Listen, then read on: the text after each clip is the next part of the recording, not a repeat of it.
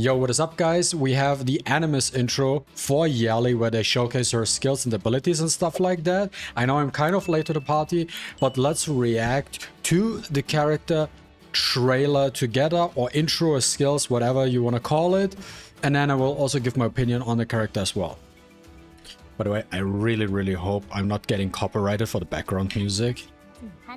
So much more. Okay, well, what build do we have here? Momentum, Battle Will, and Fury Edge. Interesting. Okay, cool. So she's gonna scale off attack. Otherwise you wouldn't put it in. Only a 6-piece effect? That's kind of weak. I'm putting a 6-piece effect. But she looks cool though, she looks cool. Skill preview. Skill 1.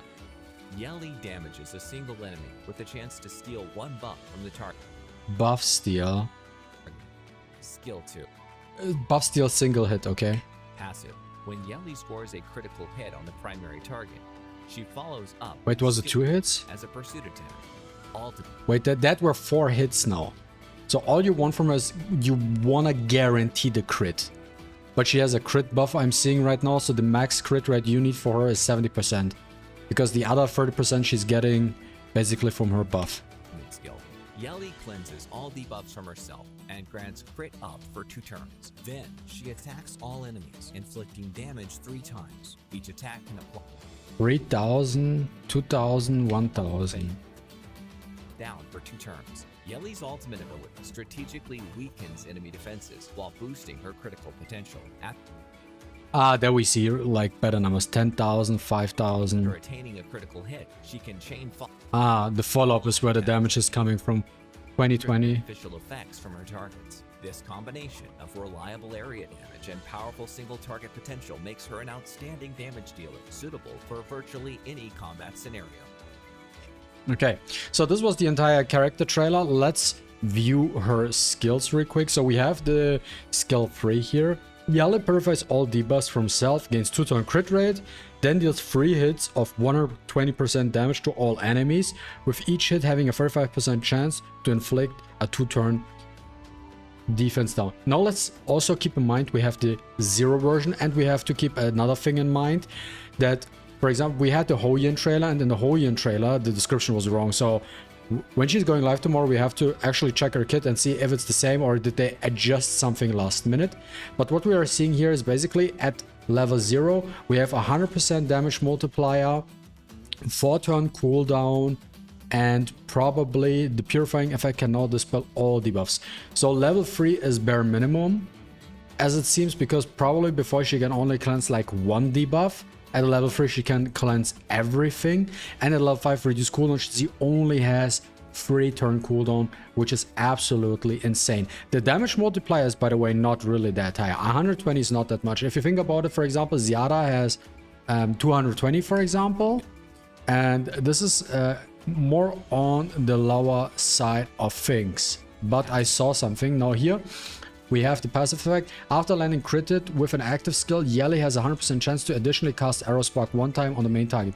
After each casting, the chance of triggering the next cast reduces to 60% of the current chance. The passive max skill in the passive is your number 1 priority, because once you have it at 100 level 5 you are guaranteeing a follow-up every single time. Like the passive is basically on the same level as Lily's S1.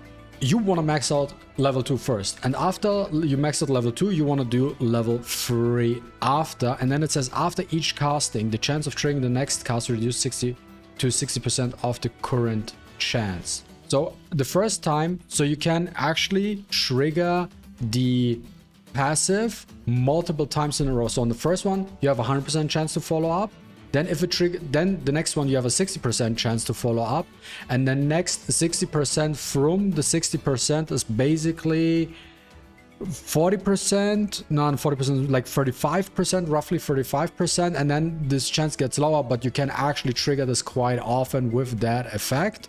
And now that we already saw from the build itself that they also use Battle Will on her, now you can also combine that with Battle Will as well, because Battle Will then could also trigger even more follow-up attack. So basically her damage is coming from proccing her passive with the Battle Will set. And then let's take a look at skill 1 as well. So this has actually a high damage multiple. 240% on a skill 1 is pretty high. Unless I'm wrong, I need to check in-game, but I would say 240 for S1 is actually pretty good. And with each effect having a 30% chance to steal a buff, which is also pretty good. So we start off with probably 10% with S1, 20% for level 3, and then 30% for the final level 5, which is huge if you think about it. Stealing buffs is... And I can tell you something right now. Oh my god. Oh my god, that's insane. I already thought about it. I had it in my mind, but she's basically... My first impression now, guys, with her not being in the game yet, she is the universal answer to farming Inferno in this game. Hands down. 100%. No matter which dungeon, Teramaton, Doki Doki, and Aurora. In these 3 dungeons, plus all the shell dungeons as well. She is a menace. You can replace, you know, we have Remoka, for example, in Doki Doki. We have Ziada for Aurora or Rosa, or we have Ditting or Chloros or even Hoyen or the Dot team for Teramaton. You can just use her in any of these. She has the buff strip with her S1 to remove the immunity. She can steal the immunity. One thing, she has AoE defense down. And she can follow up proc her passive, which deals a lot of damage. Now, how would I build her ideally? I'm seeing they're using White Fang right now. Absolute mistake. Because what I think is going to be the meta play here, I'm not sure if I like Momentum. Momentum could be an option, but I feel like something else might even be slightly better.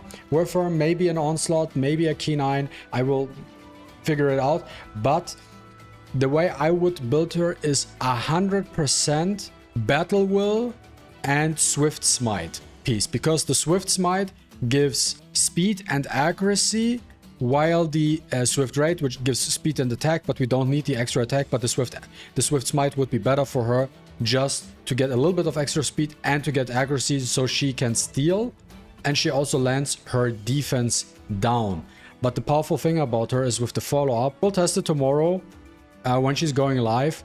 Revelation. Revelation will be extremely potent on her, the way I look at it, because she's using her S3. She's doing 3 hits when Revelation is active, 3 hits of S3, procs the Revelation 3 times. Her turn does not end because now her passive triggers in. She's now using her S1 2 times, shoots 2 more arrows, triggers the Revelation 2 more times, so you now have 5 Revelation procs, and now her passive can trigger again, or even with the Battle Will, you can trigger 5, 6, 7, up to 10 times or something. So you could potentially, with the Revelation buff on, you can proc Revelation's true damage effect up to 10 times.